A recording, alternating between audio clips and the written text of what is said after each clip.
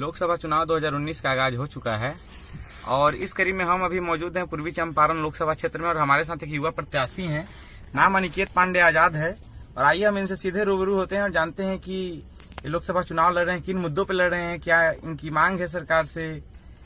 अनिकेत जी, सबसे पहले आपका बहुत बहुत स्वागत जी। बहुत बहुत धन्यवाद आपका। चुनाव लड़ने का ख्याल कहाँ से आया आपके दिमाग में? देखिए, चुनाव लड़ना हमें लगता है कि ये लोकतंत्र सबको अधिकार देता है और उस अधिकार के अनुरूप काम करना भी चाहिए। और रही बात चुनाव लड़ने का मामला, तो कहते हैं कि जब सत्ता पर काबिज जो लोग होते हैं, जो सत्ता का दुरुपयोग करने लगते हैं और सत्ता पे जिनको जनता सत्ता देती है उसके अनुरूप जनता का काम नहीं करते हैं, तो उस क्षेत्र का, उस राज्य का और उस देश का या युवाओं का काम होता है कि सत्ता पर बैठे मगरूर जो नेता होते हैं उनको सत्ता से बेसत्ता करें। इसलिए हमने, युवाओं ने, किसानों ने, मजदूरों ने यह तय किया कि नहीं, हम चुनाव खुद लड़ेंगे। आजादी के बाद से लेकर के आज तक हमने नेताओं को वोट दिया है और इस बार हम सबने तय किया कि नहीं, इस बार नेता नहीं, इस बार किसान का बेटा संसद भवन में जाएगा। आप कृषि कल्याण मंत्री राधा मोहन सिंह के खिलाफ चुनाव लड़ रहे हैं, इतने बड़े लोगों के खिलाफ चुनाव लड़ रहे हैं, कैसा महसूस कर रहे हैं इसको लेकर के आप? पटखनी दे पाएंगे उन्हें? कहते हैं कि हम एक शिक्षक थे, जैसा कि आप जानते हैं, और इस लाइन में आने के लिए ना मजबूर किया गया हमें। एक कुमार विश्वास जी है, उनका एक शेर है कि जी नहीं सकता तो जीने की तमन्ना छोड़ दे, जो बहते बहते रुक जाए वो दरिया छोड़ दे। फूल थे हम, शिक्षक थे, फूल थे हम, हमें कांटा बना के रख दिया और कांटों से कहते हो कि चूना छोड़ दे। नहीं। किन मुद्दों पे चुनाव लड़ेंगे? मुद्दा साफ है, चीनी मिल। चीनी मिल ऐसा मुद्दा है जिनको इन लोगों ने केवल मुद्दा बना के छोड़ दिया है। बताइए, यहाँ मजदूर, 2 मजदूरों ने जो आत्मदाह किया, किन परिस्थितियों में आत्मदाह किया? मजदूरों ने, या समझने, जिले के एक एक नौजवानों के समझने की जरूरत है। मजदूरों ने 10 दिन पहले जिला प्रशासन को, जिलाधिकारी को, छतौनी थाना को, सबको इन्फॉर्मेशन दे दिया था कि हम लोग 9-10 तारीख के बाद कभी भी आत्मदाह कर सकते हैं। और 7 तारीख दिन रात, 8 तारीख दिन रात, 9 तारीख दिन रात बैठे रहे यहीं पे चीनी मिल पे और बजाबते बैनर लगाया था। वो लोग बैनर लगाया था, अब बैनर पर लिखा था आत्मदाह। और ये आत्मदाह ऐसा शब्द है, मतलब कि सुसाइड। अगर ये कहीं लिखा रहता है तो तत्काल प्रशासन का काम होता है कि उसको गिरफ्तार करके, जैसा कि संविधान में भी लिखा हुआ है, उसको गिरफ्तार करके उसको जेल भेजिए। लेकिन प्रशासन एकदम चुप्पी साथी, प्रशासन कहीं ना कहीं से मिली भगत थी, साजिश थी और उन लोगों को जलने के लिए छोड़ दिया लोग कि वो जल जाए, मर जाए।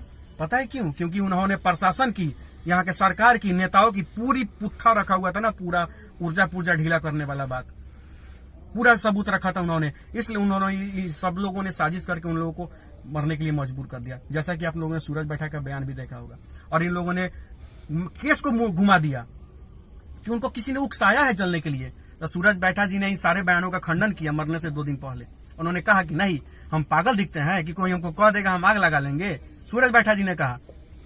उन्होंने कहा कि हम डीएम साहब के गेट पे गए हैं, एसपी के गेट पे गए हैं, दरोगा के गेट पे गए हैं, सबका दरवाजा हमने खटखटाया। नीतीश कुमार के पास 50 बार गए थे। वो तकलीफ कितना कम होता है। नौजवान वोटरों को कैसे आकर्षित करेंगे? वो हम चीनी मिल के बारे में बता देते हैं। वहाँ जो जले थे, हाथ से उठा के हम एम्बुलेंस में रखे थे। हम लोग जब दौड़ते हुए हैं तो आग वगैरह बुझा दिया गया था। हम लोग पहुंचे तो आग बुझा दिया गया था। हम लोग ambulance, Prashant Kumar civil surgeon थे, फोन करके उनको एम्बुलेंस मंगाए, हम उनको एम्बुलेंस में ला दे। हाथ में थे तो ही कह रहे थे अनिकेत जी, ये सब जो है हम लोग के साथ बहुत धोखा किया, वादा करके सभी कोई नहीं सुना, हमारा कोई सुनने वाला नहीं, हम गरीबों का, ये कहा था। नौजवान वोटरों को किस तरह आकर्षित करेंगे अपनी तरफ? आकर्षित नहीं करेंगे हम किसी।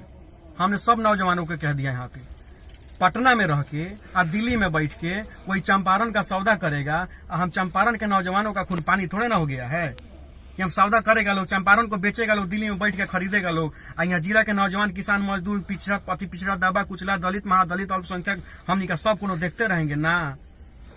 अब की बार ये लोग के जो पॉलिसी है, देबो लेबो कम, मन बहु खूब, खाली फीता कटबू, नाम बदल बहु, ऐसा थोड़े होता है। तो अभियान वाला हमरो मन करेगा तो गांधी मैदान है, गांधी मैदान का हम नाम बदल देंगे, अपना बाबा जी के नाम पर स्वर्गीय लाल बाबू पांडे मैदान हम रख देंगे। ऐसा थोड़े ना होता है। जनता विकास चाहती है, नौजवान रोजगार चाहता है, किसान अपने खेत तक पानी चाहता है।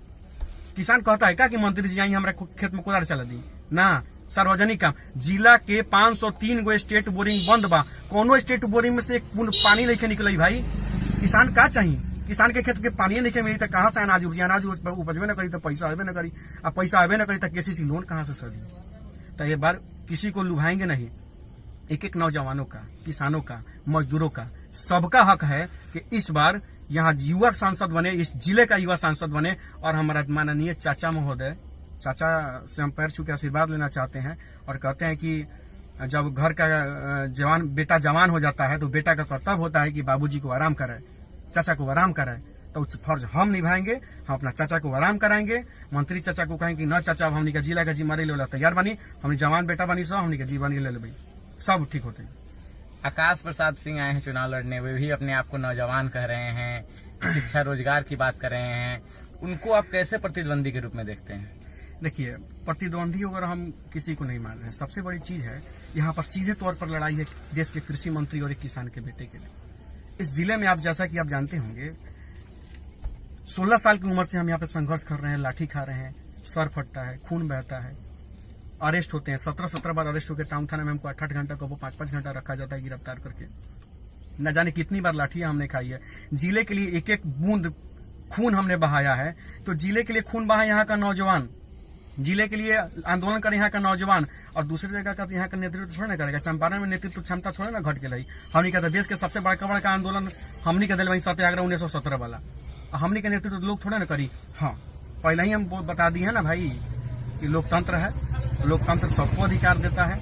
और आकाश जी है, आए हैं, खेलेंगे कूदेंगे जाएंगे।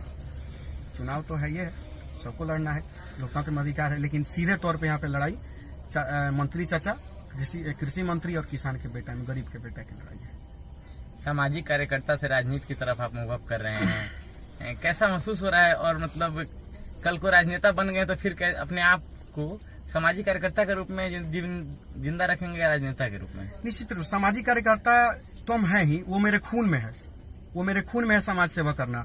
उसके पहले मैं एक शिक्षक भी हूँ, और एक शिक्षक का कर्तव्य केवल पढ़ा के पैसा कमाना नहीं होता है। एक शिक्षक का कर्तव्य होता है कि जब वो शिक्षक अपने क्लासरूम में जाए और वो राजनीतिक है तो राजनीति का जूता बाहर निकाल के जाए क्लासरूम में और शिक्षक और छात्रों को अच्छा से ज्ञान दे।